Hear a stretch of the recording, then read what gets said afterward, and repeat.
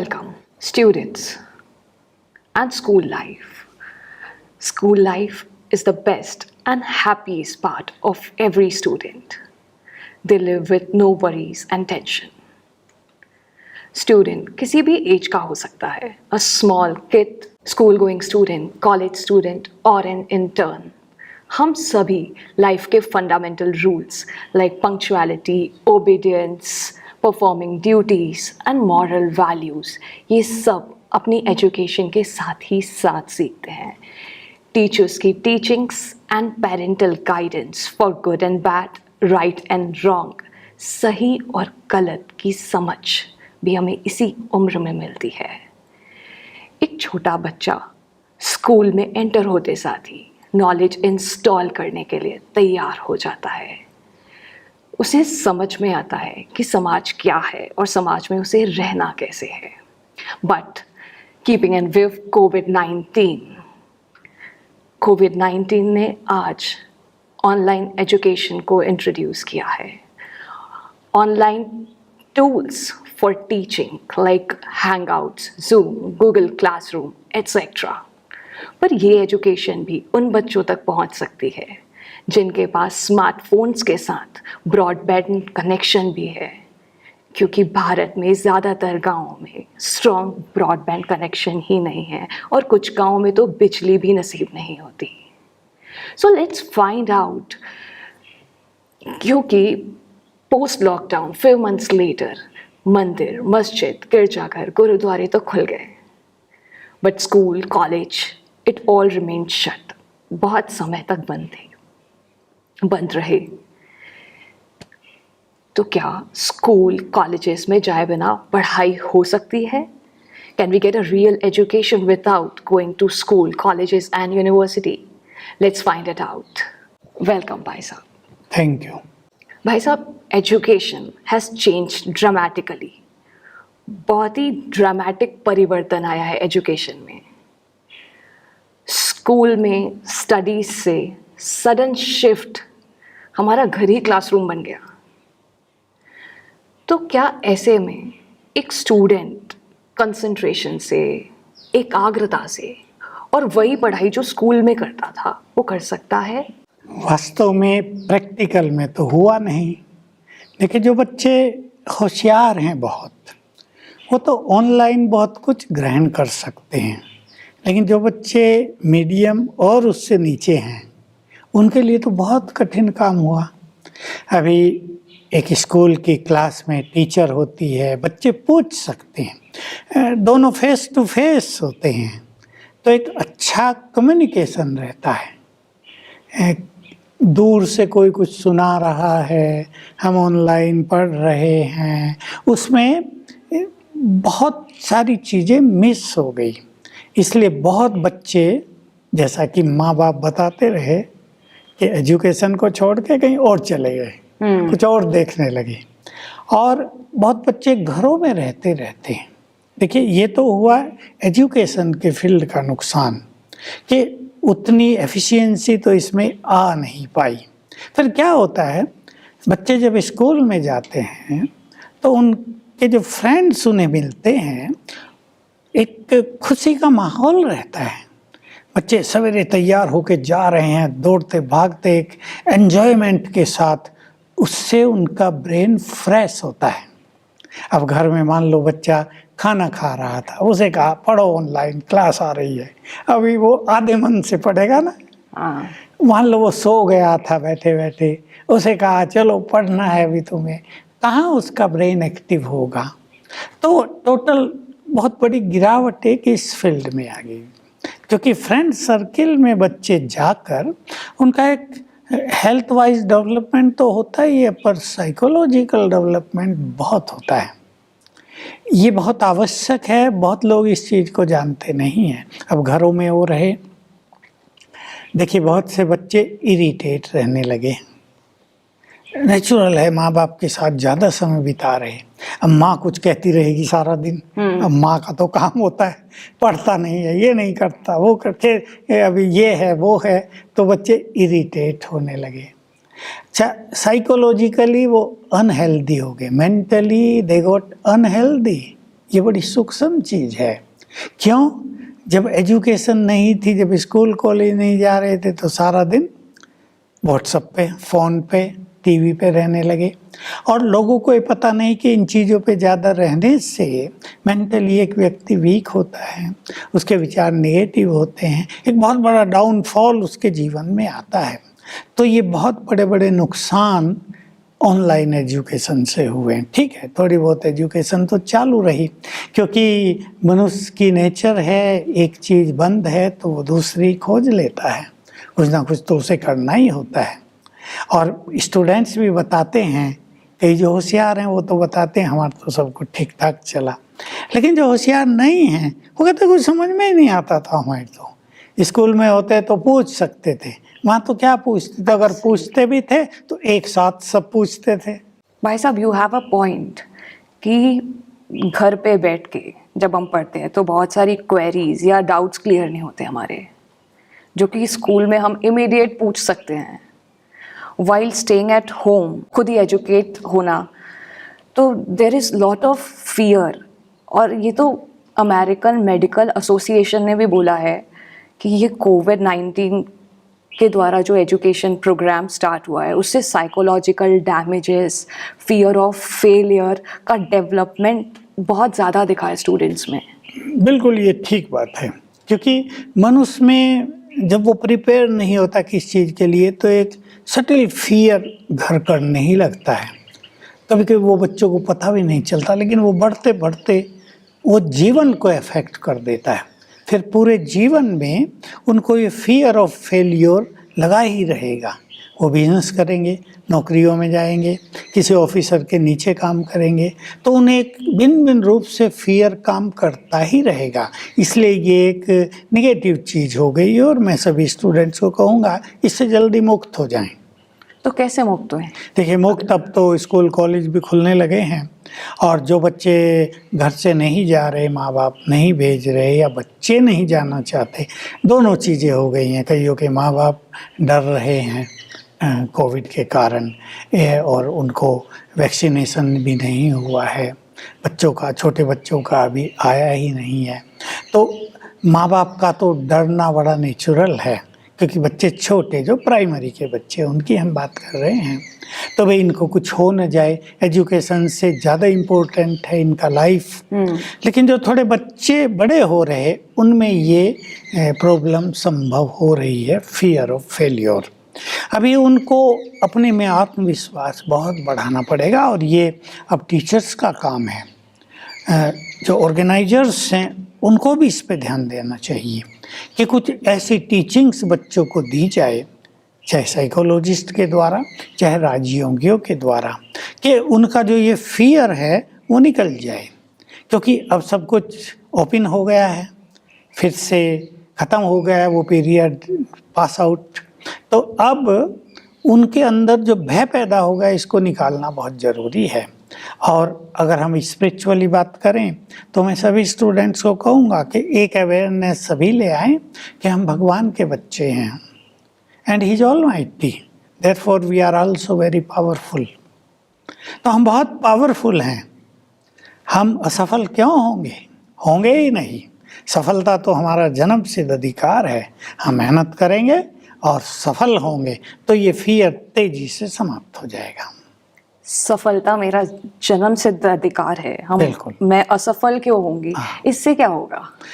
देखिए, इसमें यह है कि जो ऐसा निगेटिव संकल्प मनुष्य बार बार अपने मन में लाता है कि मैं असफल ना हो जाऊं, पता नहीं होगा या नहीं होगा। मान लो इंटरव्यू देने गए हैं और पहले से ही संकल्प किए हुए हैं कि अरे 200 बच्चे आए हैं, 2 को तो सेलेक्ट करना, मेरा कहाँ नंबर आएगा। बस इसी प्रिपरेशन से जाते हैं। हाँ, बहुत लोग इसी प्रिपरेशन से जाते हैं जिन्होंने पैसे दे दिया होंगे। जैसे वो गेम सेट करते थे ना पहले, तो लोग सोचते हैं तो पहले ही सेट हो गया, इंटरव्यू तो नाम मात्र है, ये तो पैसा वैसा ले ला के उन्होंने सेलेक्ट कर लिए पहले से ही। तो जो कमज़ोर संकल्प मनुष्य बार बार करता है, हमें जानना चाहिए उसका निर्माण होने लगता है। इसलिए संकल्प ही एक रखेंगे, सफलता मेरा जन्म सिद्ध अधिकार है, मुझे सफलता मिलनी ही है, फेल होने वाले दूसरे लोग हैं, मैं थोड़ा ही। मैं फेलियर कभी नहीं, always I will get success in my life, successful ही होऊंगा। तो ये संकल्प उस चीज़ को क्रिएट करेंगे, और जब 2-4 बार ऐसा हो जाएगा कि हम हर रोज की बात होती है सफलता असफलता, जब 5-7 दिन भी ऐसा होने लगेगा कि हम रोज सफल हो रहे हैं, तो जो फियर है वो समाप्त हो जाएगा।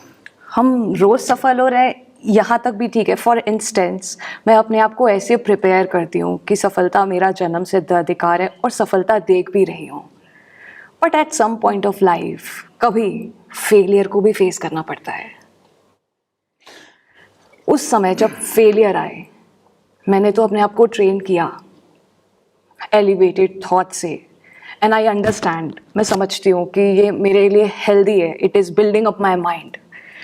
But when I face failure in reality, तब मैं क्या करूँ? देखिए, पहले तो हमें मेंटली प्रिपेयर होना चाहिए कि ऐसा संसार में कोई व्यक्ति न हुआ न होगा जो सदा ही सक्सेसफुल रहा हो। Beautiful.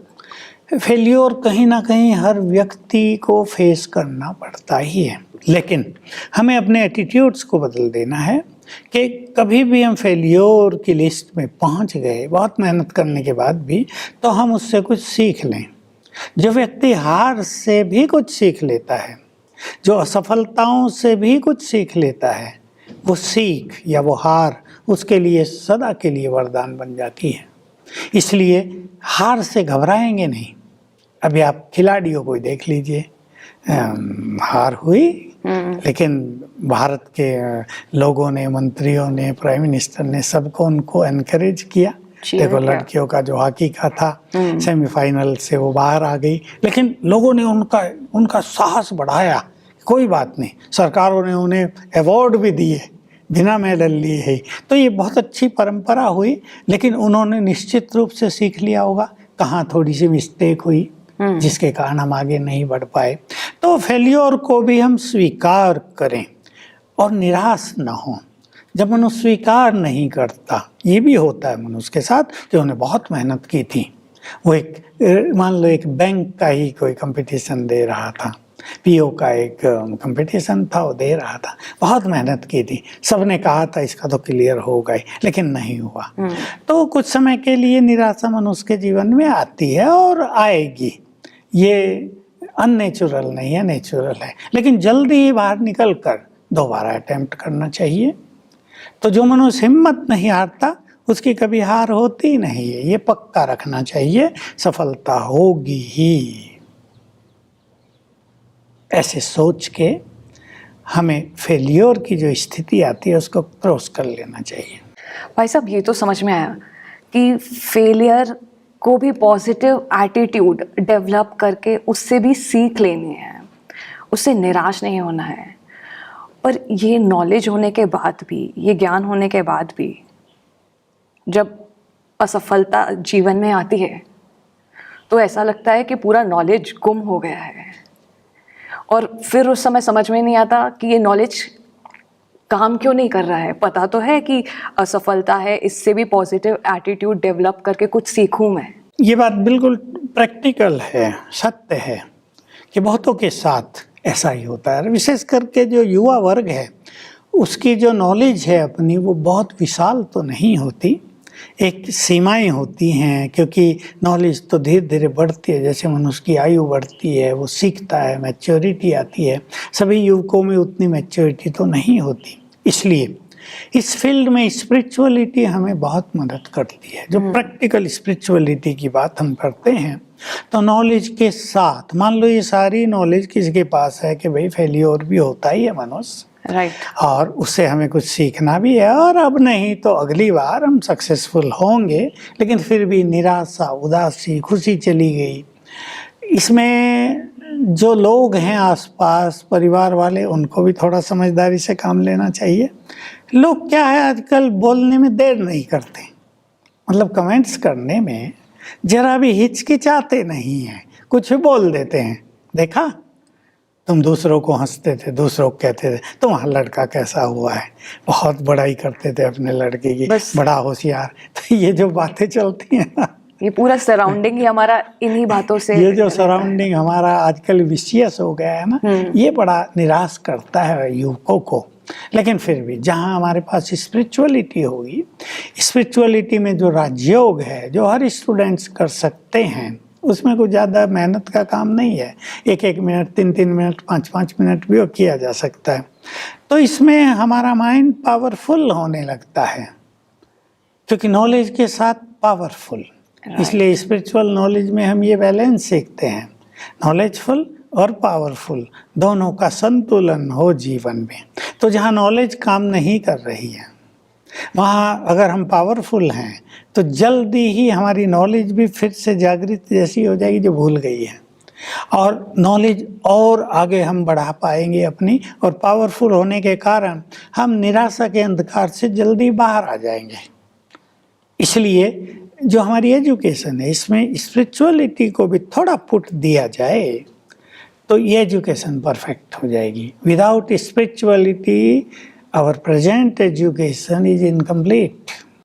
लाइफ में जो फंडामेंटल वैल्यूज़ होती हैं वो भी स्पिरिचुअलिटी ही सिखाती है हमको, क्योंकि स्कूल में देखा जाए तो मॉरल वैल्यूज़ की बहुत कमी दिखाई देती है, या कहीं दिया भी जाता है तो स्टूडेंट्स में प्रैक्टिकल रूप से वो हम मॉरल वैल्यूज़ का बहुत ज़्यादा अभाव, लैक देखते हैं। इसका कारण यही है कि एक्चुअली दिया ही नहीं जाता, और जहाँ थोड़ा बहुत दिया जाता है वो इतना नहीं दिया जाता कि प्रैक्टिकल में उनको प्रैक्टिस भी कराई जाए। ये तो अगर हमारी एजुकेशन का एक मुख्य अंग बना दिया जाए, इस पे भी मार्क्स मिलने लगे, जैसे आजकल गेम्स का कर दिया, स्पोर्ट्स का।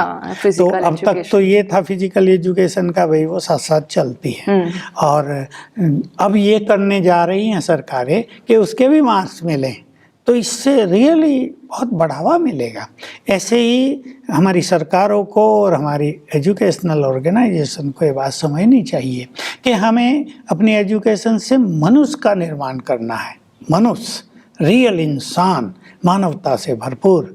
तो मॉरल एजुकेशन को हम लें, उसको पढ़ाएं, उसकी प्रैक्टिस कराएं, और उसमें भी मार्क्स दें, उसका भी पेपर होने लगे, तो देखिए बहुत सारे बच्चे अच्छी अच्छी बातें सीखने लगेंगे। स्टूडेंट्स की लाइफ में मेन सब्जेक्ट होना चाहिए मॉरल एजुकेशन का, तो उससे कैरेक्टर डेवलपमेंट हो सकता है।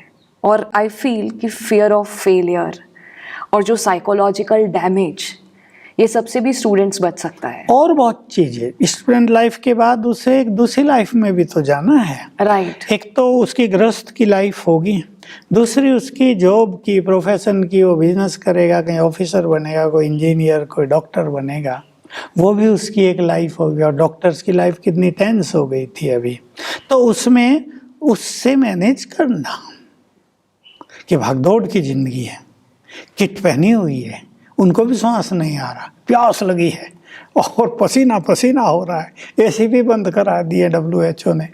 अभी उसमें कैसे मैनेज करें अपनी मन की शांति को, ताकि हमारा माइंड ऐसे बैलेंस में रहे कि हम अपना काम भी परफेक्टली कर पाएँ, काम से विरक्ति न हो जाए, डिटैच न होने लगे। तो इस सब की एजुकेशन जो मॉरल एजुकेशन में आती है, जो स्पिरिचुअल एजुकेशन में आती है, वो भी अगर दी जाएगी तो एजुकेशन केवल डिग्री देने वाली नहीं बन जाएगी, लेकिन लाइफ बनाने वाली बन जाएगी। मान लो आगे चल के आप एक वैज्ञानिक बन गए हैं और आपने कोई रिसर्च की है और लोग आपको डिफेम कर रहे हैं, ईर्षा हो रही है, लेग पुलिंग हो रही है, रिसर्च आपने की, नाम किसी और का लिखा जा रहा है, जो आजकल ज़्यादा होने लगा है। अब ऐसे में उन चीज़ों को फेस करना, उन चीज़ों में अपनी मानसिक शांति को न खोना, जीवन में जो कुछ करने का एक उमंग उत्साह रहता है उसको छोड़ न देना, ये इसी एजुकेशन से मिलेगी ना। इसलिए मैं तो कहता हूँ इस एजुकेशन से भी ज़्यादा वैल्यू है मॉरल और स्पिरिचुअल एजुकेशन की, ताकि वो जीवन भर सुखी रहे, पावरफुल बनकर रहे, सक्सेसफुल रहे, वो थक न जाए ज़िंदगी से। Very beautiful. और भाई साहब, एक बार चरित्र का निर्माण हो जाता है या सपोज मॉरल वैल्यूज़ लाइफ में आ जाती हैं, तो सिर्फ स्टूडेंट लाइफ में नहीं, लेकिन आने वाले, like you said, long lasting, बहुत लंबे समय तक हम शांत या किसी परिस्थिति को कैसे हैंडल करना है वो सब भी सीख सकते हैं। बिल्कुल, मान लो मैरिज हो गई, जैसा आजकल प्रॉब्लम आ रही, मैं करंट प्रॉब्लम की बात करूं, अभी लड़के लड़कियों की बनती नहीं है। अब उन्हें ये पता नहीं होता कि बने कैसे, हाँ, ये कहीं किसी ने उनको टीचिंग्स दी नहीं कहीं है। नहीं पढ़े हैं। तो अगर उनको थोड़ा सा भी बता दिया, जैसे हमारे पास केस आते हैं, मैं सिखा देता हूँ, बहन आती है कि पति से बहुत ऐसा चल रहा है, क्लैश। मैं उसको कह देता है this clash is because of ego. अब उसको पता ही नहीं होता कि ईगो के कारण हो रहा हो, आई सी ऐसा है। तो मैंने कहा तुम झुक के चलो, थोड़ा दूसरे को सम्मान दो, बस सब कुछ ठीक होने लगता है। एक जरा से परिवर्तन से जीवन की जो एक लंबी यात्रा थी, वो कोई मैरिड लाइफ एक दिन की यात्रा थोड़ा ही है, लाइफ लॉन्ग चलना है उनको। हो सकता है अगले 50-60 साल चलना हो, तो वो सुखी हो गई। तो ऐसी एजुकेशन अगर हमारे एजुकेशनल इंस्टीट्यूशन में भी दी जाए, will be This great is, thing. I feel this is superb and wonderful how you said कि students को moral education, moral values सिखाना is the call of time.